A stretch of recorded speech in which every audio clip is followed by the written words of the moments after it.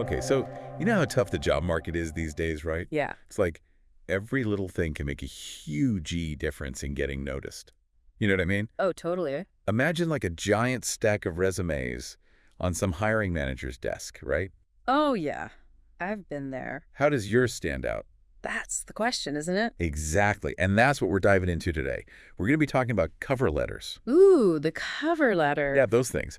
So we found this article. Another deep dive. Yeah, You know, it's always going to go deep, right? you bet.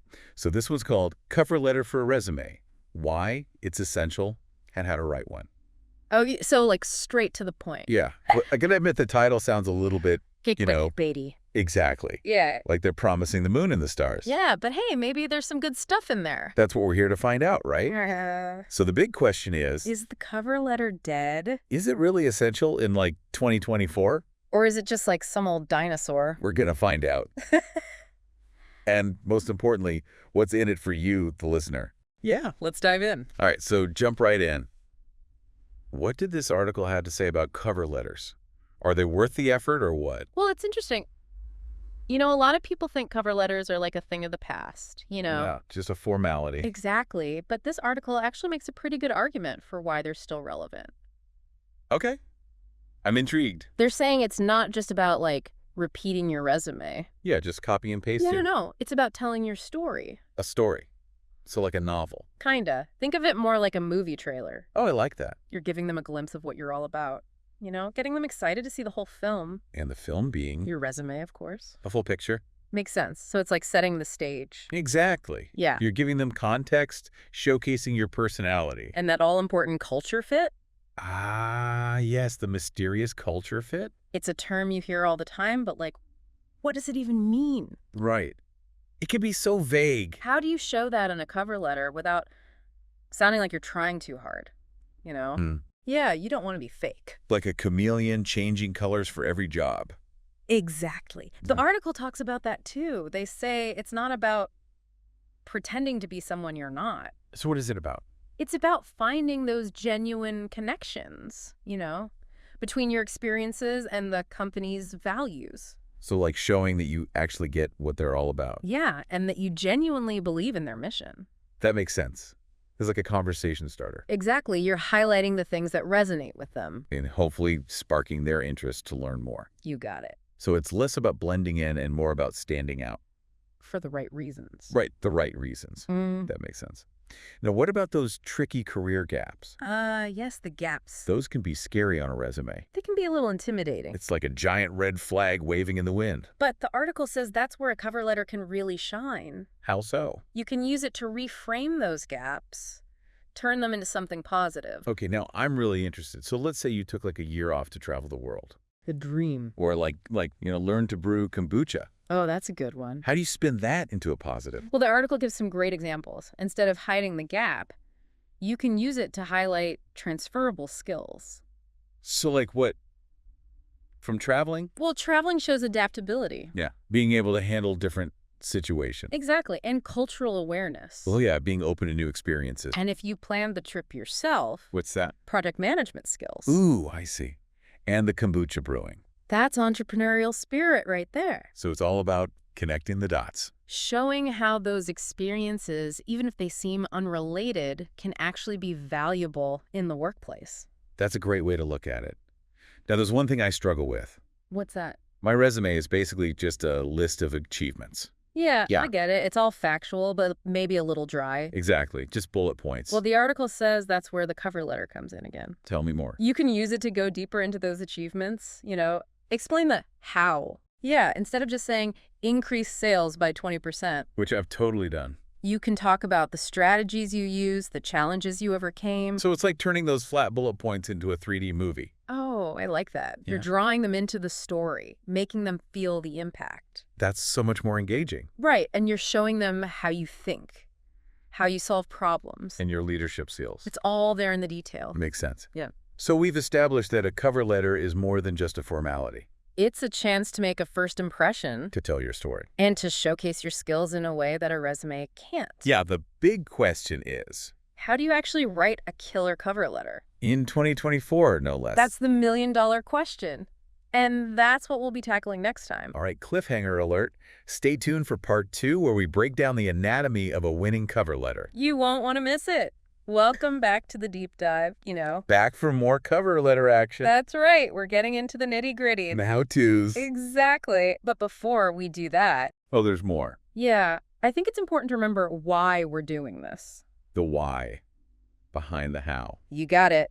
So the article starts off by emphasizing the purpose of a cover letter, you see. Okay, so it's not just diving into the mechanics, but like the strategy behind it? Exactly. It's easy to get lost in the details. Oh yeah, just following formulas and templates. Right. But they're saying a cover letter isn't just a summary of your resume. Yeah, that's what I used to think, like just a formality. It's so much more than that. It's a chance to connect with the hiring manager on a human level. To show them who you are, beyond the bullet point. Exactly. But does anyone even read cover letters anymore? I know, it's a valid question. What with all the AI and algorithms these days? Right, like are we just shouting into the void? Well, the article addresses that too. They say the recruitment landscape is definitely changing. Yeah, things are moving so fast. But they believe that human connection is still key. So it's not all about robots and algorithms. Not yet, at least.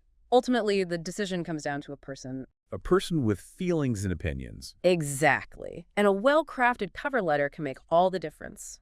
So we're not just writing for robots. No, we're writing for real people who hopefully appreciate a good story. A story that makes them want to meet you. That's the goal. Okay, I'm convinced. So tell me, what are those key reasons why cover letters are still essential? All right, well, first they personalize your application. Okay, so it's not just a generic to whom it may concern. No, it's about showing that you've done your research. That you're not just mass applying to every job under the sun. Exactly. Addressing the hiring manager by name if you can. Oh yeah, that personal touch. Shows that you care, that you're actually interested in this specific opportunity. It's like a handwritten note versus a mass email. Exactly. One feels genuine, the other feels impersonal. Okay, what else? Second, a cover letter lets you expand on your resume highlights. Okay, so instead of just listing achievements, You can provide context. Hmm. Explain the how. Yeah, the why behind the what. How did you achieve those results? What challenges did you overcome? so it's about adding that extra layer of depth and meaning. Exactly. Hmm. Showing them your thought process, your problem-solving skills. Makes sense. What's number 3? This one's big.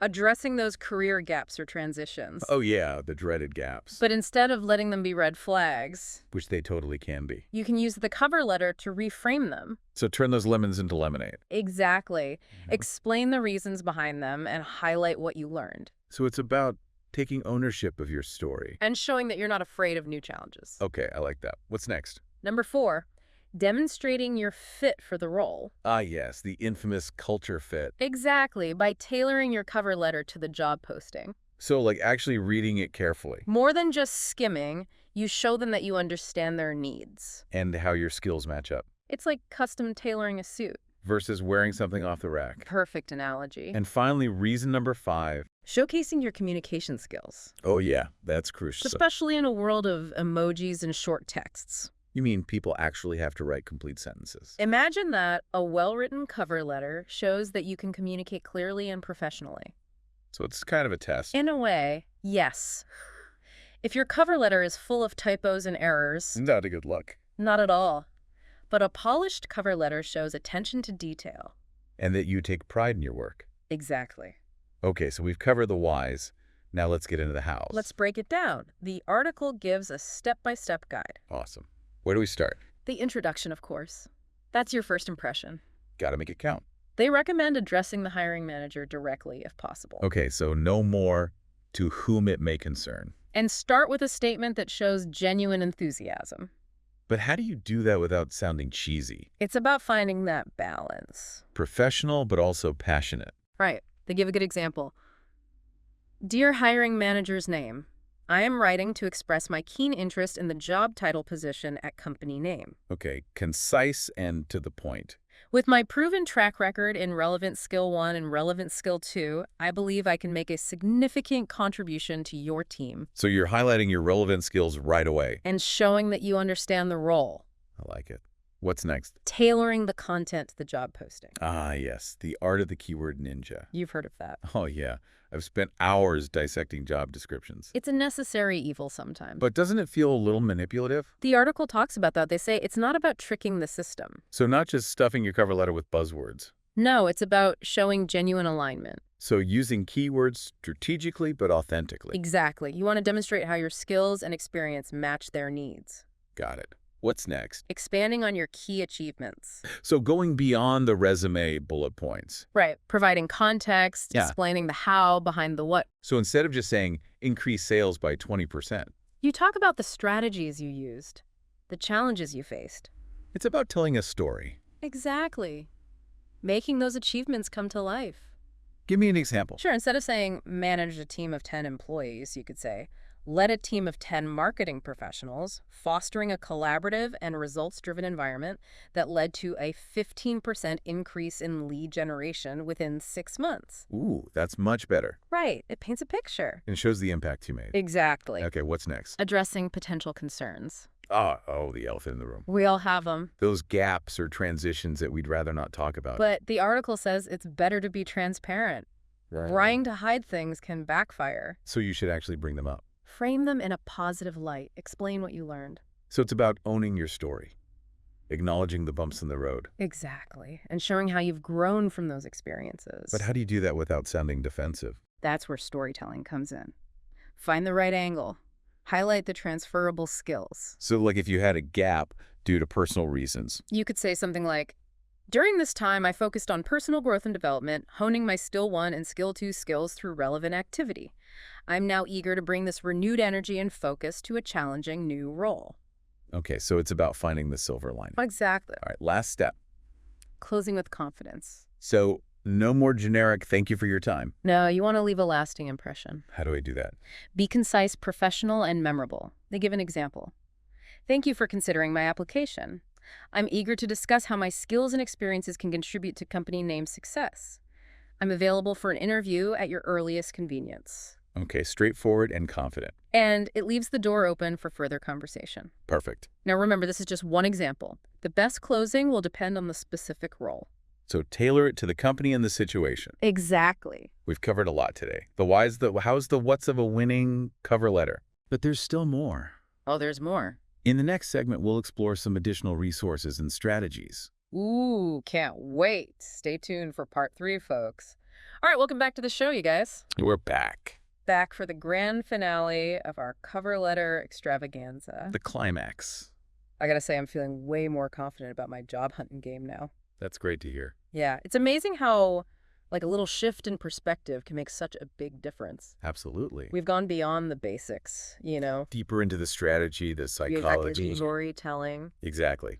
But before we wrap up, any other tips or resources you think our listeners would find helpful? Let me think. Well, the article we've been discussing is a great starting point, of course. Yeah, it's packed with good stuff. But there's always more to learn, right? Oh, yeah, for sure. Knowledge is power. One resource I always recommend is Harvard's Resume and Cover Letter Guide. Ooh, fancy. It's super comprehensive, covered all the bases. Formatting tips, industry-specific examples. They've got it all. Perfect. We'll definitely link to that in the show notes. Great idea. So folks, be sure to check that out. Definitely. Now, you mentioned something earlier about thinking of your cover letter as a marketing document. Oh, yeah, that's a key mindset shift. So like your marketing brand, you, Exactly. You're the product. and the cover letter is your ad campaign.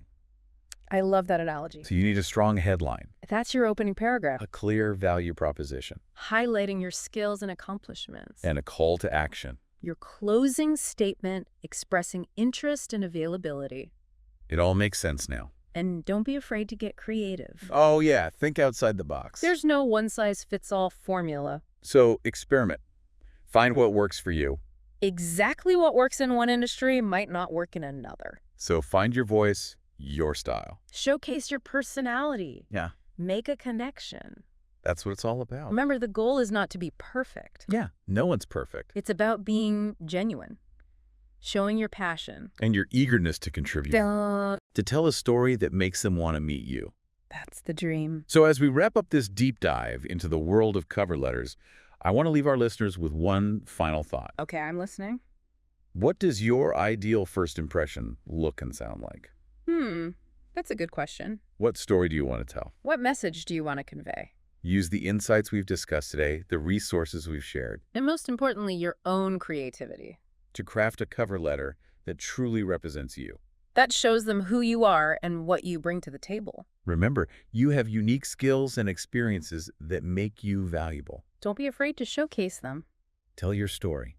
Make a lasting impression. and believe in yourself. A well-crafted cover letter can be the key to your dream job. It's true. So go forth and write with confidence. And until next time, keep diving deep.